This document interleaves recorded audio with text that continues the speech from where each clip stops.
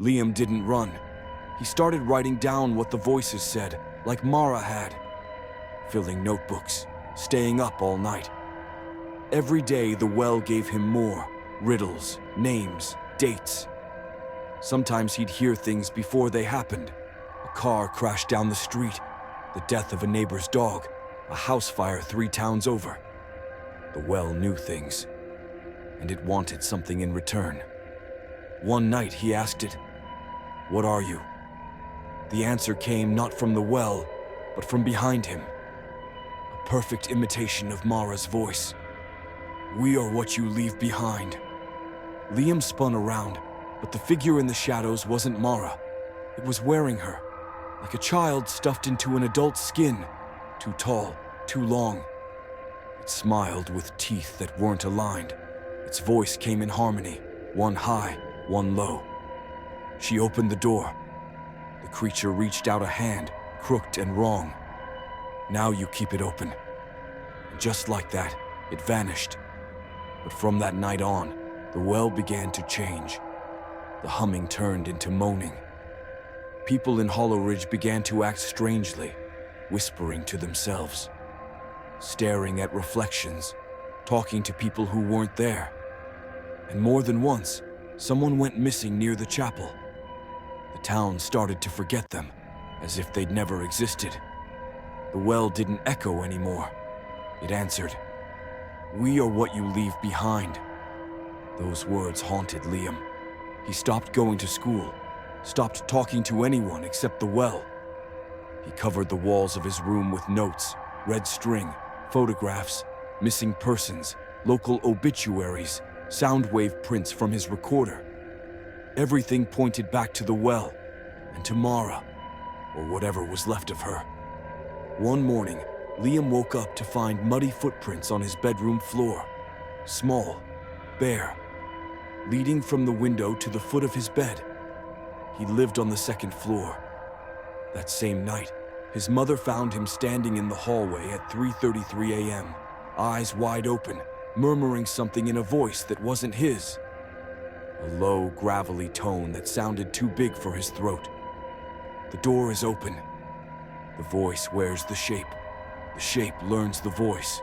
We're not pretending anymore. His mother locked the windows, took away his notebook, hid his recorder. He didn't fight her. He just stared at her, like he was trying to remember who she was.